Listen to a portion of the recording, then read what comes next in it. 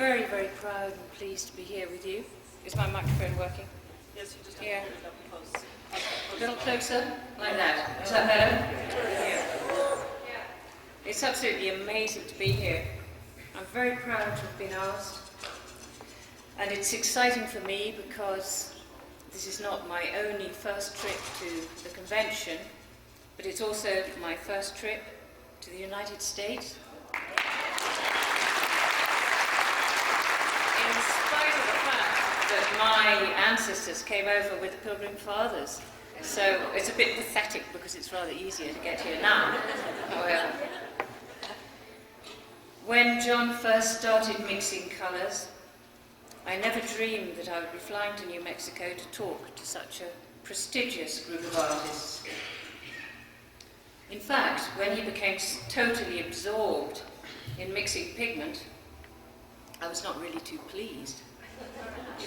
When, I wondered, is he actually going to use these colours, make a painting, do something sensible, and stop just mixing pigments?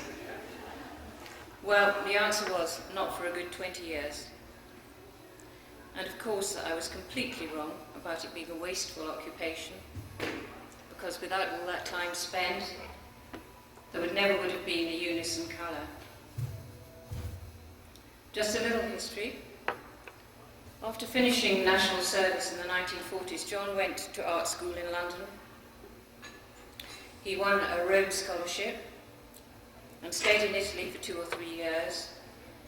He continued to paint when he returned, but he never managed to sell much of his work and eventually decided to set up a business photographing works of art for museums as colour slides and selling them at major exhibitions. In the late 1970s, colour slides became outdated, and we decided to leave the south of England and return to my home county of Northumberland. We were lucky enough to be able to acquire an old rectory called Thornyburn. The church, the house, were all built, and the church, the house, and the coach house were all built together at the same time in about 1814, after the Napoleonic Wars.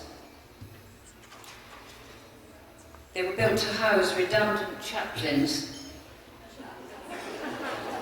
who were apparently extremely cross at being dumped far away from civilization on the top of a moor.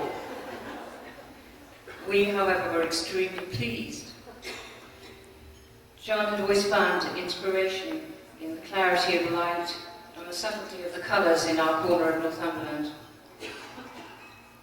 Just to show you, this is spring. Autumn colours.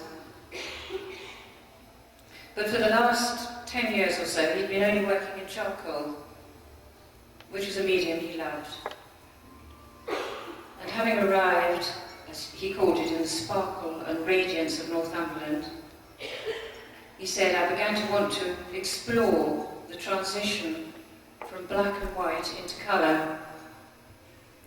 It seemed to me that charcoal was already on the verge of colour, in a sense was colour, in the way that it explained the light. Pastel was the obvious medium, as it is immediate and relatively easy to transport out into the countryside.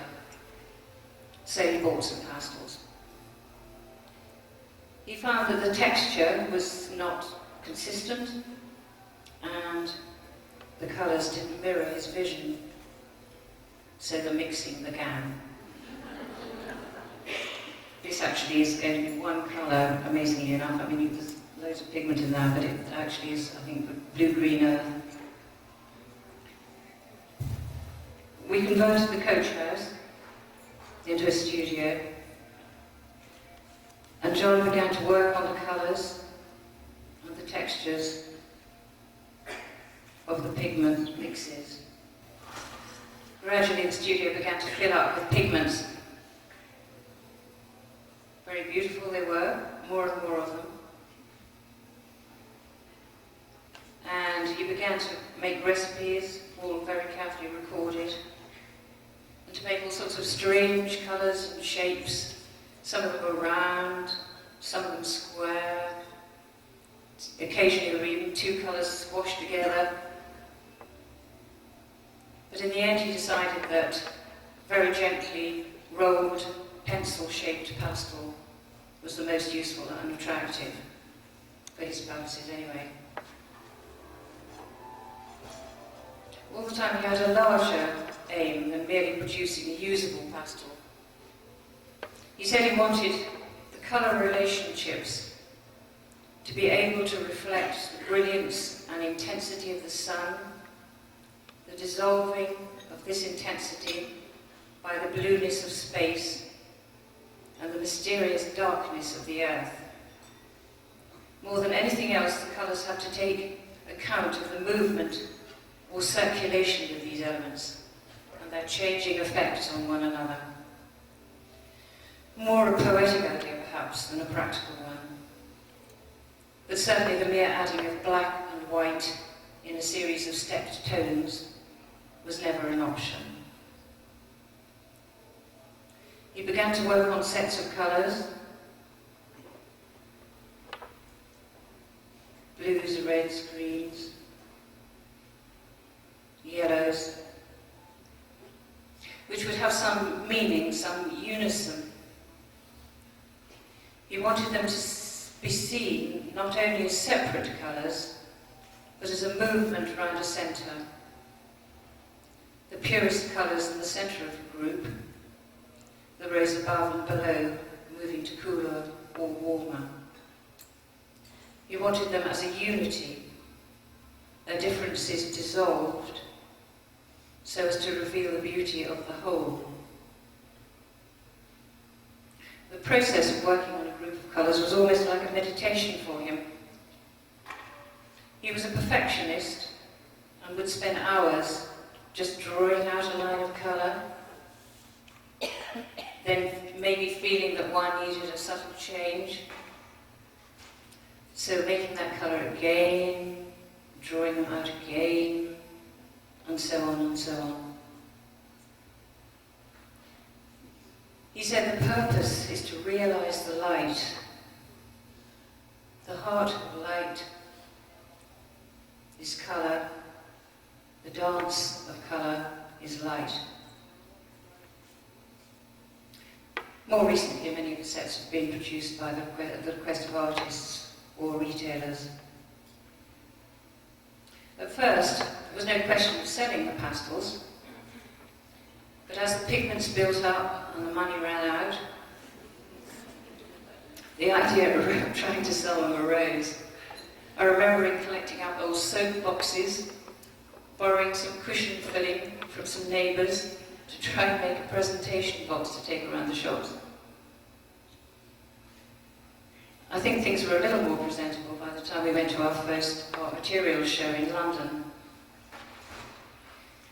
We loaded a van up with a kitchen dresser and a kitchen table, which was pretty exhausting to move, but looked really quite attractive with the jars of pigment and boxes of pastels on display. To our surprise, there wasn't immediate interest, and several shops started to stock them more or less straight away. However, things went very slowly for the first year or two. There was a lot to learn, especially for me, as I was a teacher and knew absolutely nothing about running a business. And we had to use the house, the storage space, office space, and the pastel packing, which added even more chaos to family life with our 3 boys. And then we had a bit of luck. Jack Richardson had been in Scotland with a group of artists from the USA when he happened to meet someone in St. Ives who was using our pastels. Jack and Ruth turned up on our doorstep a few days later, and as you can imagine, he was wonderfully enthusiastic and supportive. And before long, we were sending consignments to the USA, and we'll soon be able to build a couple of workshops and generally improve conditions. By then we had 200 or 300 colours, and though John went on making colours, new colours, for many years to come, the recipes were pretty well stable, and the making method was set in stone. Pastels are basically quite easy to make, starting obviously with pigments. And the skill comes in getting a good, constant consistency and texture. Pigments, I'm sure you know, vary enormously. Some needing a little binder, some none at all. Some become very hard and need a little softener. The pigments, in our case now, the pigments are mixed to a soft paste with a little binder, or a lot of binder, according to what they're like.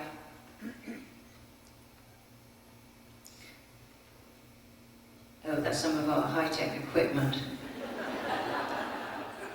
Yeah. The pigments are then spooned out onto a sheet of blotting paper, just simply spooned out with a spoon. I mean, this is what we do. It's not, I think, what most people do, but anyway, we spoon them out. The people making them get very good at getting exactly the right size with their spooning, because this is Oliver in the top studio, spooning out large pastels in this particular case, and then small pastels.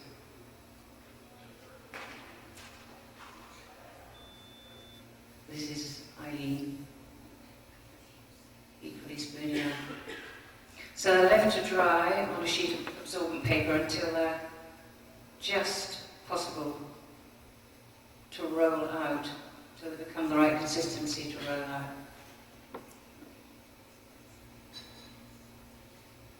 This is them rolling out. It's quite difficult to do. I can't do it at all, but they get very good at it. They come out more or less in a good shape.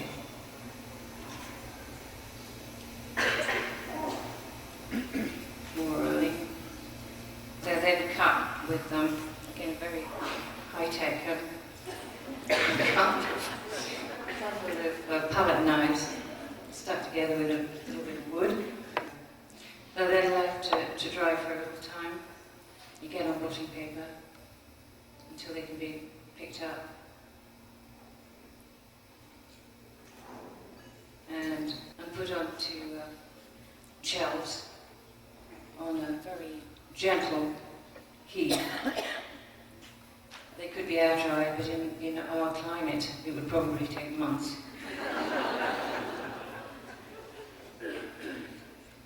And then they're taken over to the packing room. This is the packing room, where they're kept in boxes. This, I think, is probably a landscape set, which has just been labelled up and is ready for packing. These are half sticks, again waiting to be packed. And this is the packing room. This is the girls in the packing room.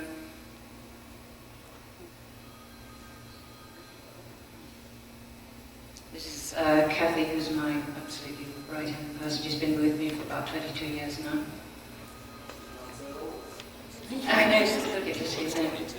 She came almost straight after university. This is Donna, who's putting stuff into the boxes. She's packing a big box of 72.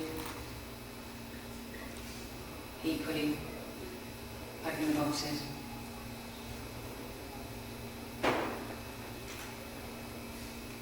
Julie putting labels on, which is quite a tricky business. You get them right and not get them dirty. We're still very, very much a family business.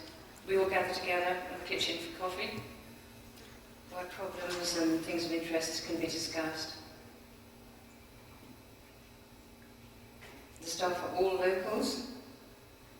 They asked me to say that they'd been dragged out of their jobs and they didn't have time to change or smart themselves up, so they're not looking at their very best. But it's important to me to employ local people because there's not very much employment in our area. After about 20 years of working on recipes and the production side of Unison Colour, John finally found time to retire to his studio and do some of his own work, using his own colours to produce small colour sketches. He always felt disappointed that he was never recognised as a painter. But I hope that underneath he understood that he'd created a kind of work of art. As one artist wrote to us, "I would like to impress on you both that for many artists, your production is not just a business commodity, but a light to our way of life." I do hope that in some cases that is true.